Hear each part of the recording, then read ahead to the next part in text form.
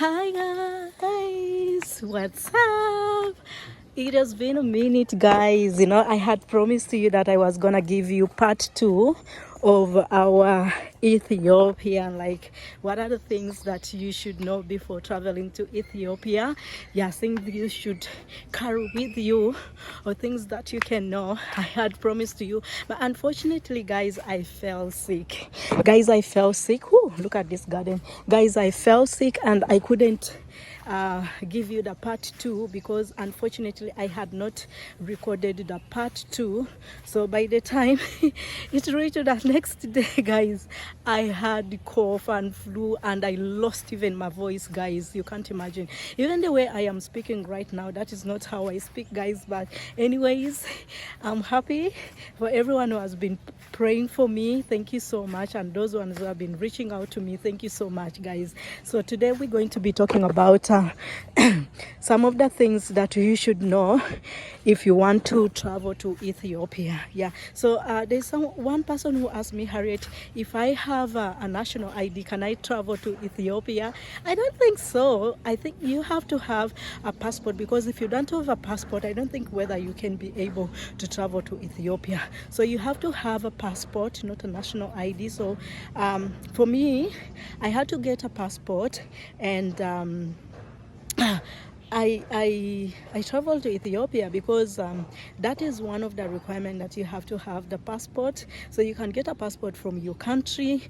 Then of course, yeah, then the second thing you have to have is a visa. So you can apply for the visa online, and there are some countries where you are allowed to get a visa on arrival or a visa or e-visa. So you can either have one e-visa or you can get a visa on arrival. For the Ugandans passport holders, you get a visa on arrival. And there are some countries that are free, visa free, like Kenya. They can travel to Ethiopia for free. They don't need to get a visa. Yeah, so but for Ugandan passport holders, we get a visa. Yeah, so if you are a Ugandan and you want to travel to Ethiopia, make sure you get a passport and you get a visa on arrival. When you reach Ethiopia, there's a section where you'll be directed to go. For those ones who are getting visa on arrival, and those ones who have e-visa, there's a section where you are directed and you get to present your visa from there. And once you have every document, then you can be stamped and you're allowed to explore explore Ethiopia. Yeah, but anyway, guys, Ethiopia is really, really very beautiful. I loved my stay in Ethiopia, and I am still missing Ethiopia. Honestly speaking, I'm still missing Ethiopia. I'm back in my country, Uganda, but I'm still really missing Ethiopia. And of course, Ethiopia is my second home, guys. So another thing you have to know is that when you visit the country of Ethiopia, of course, you have to get a hotel.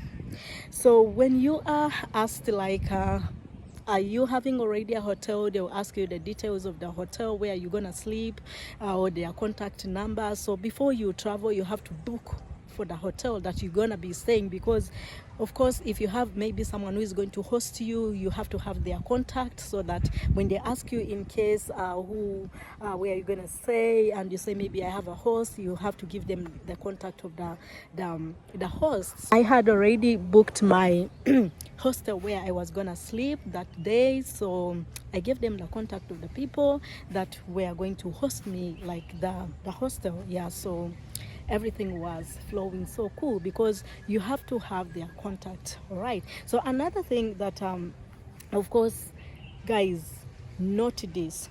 When you're traveling to any country, of course you have to have a SIM card.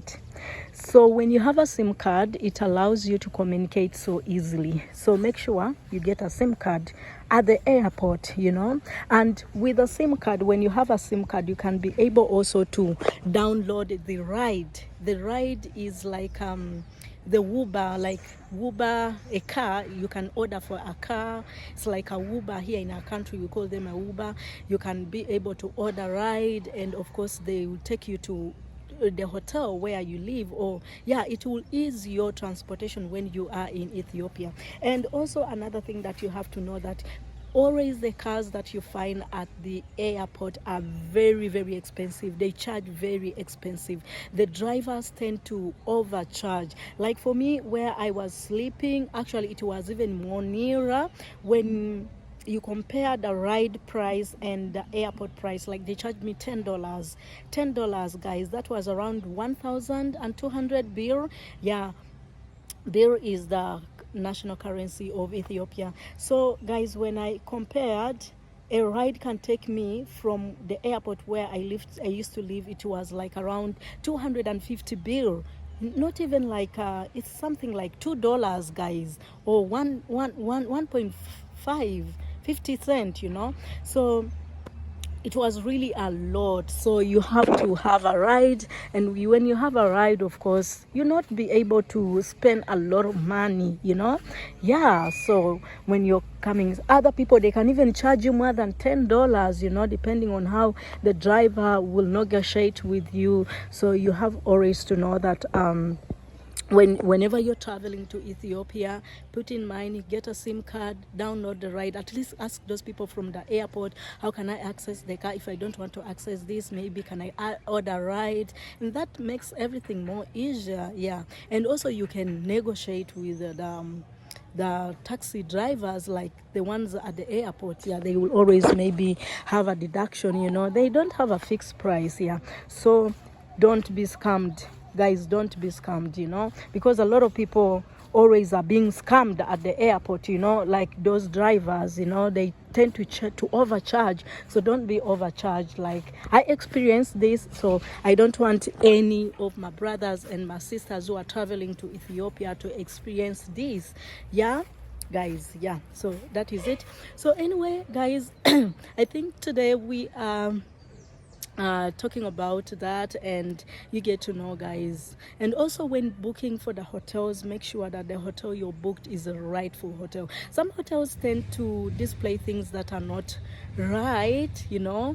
They show you what you get to see on the app is not what you get to see, like in the real sense, you know, in a reality, you know. When you get to reach there, you get things are different. But I thank God that the hotel where I was sleeping, or the hostel, what I saw online is exactly what was there. So some hotels, be curious, maybe when you're paying, you can pay 1 or 2 days, then next day you can go to another hotel, so that you don't lose all that money. Some people pay maybe for 5 days and you've not liked the place, so the best you can do always maybe pay for 1 day, 1 night, then the next day you can shift to another hotel, because it's your freedom, you know. You have to keep on experiencing different hotels. Yeah, guys.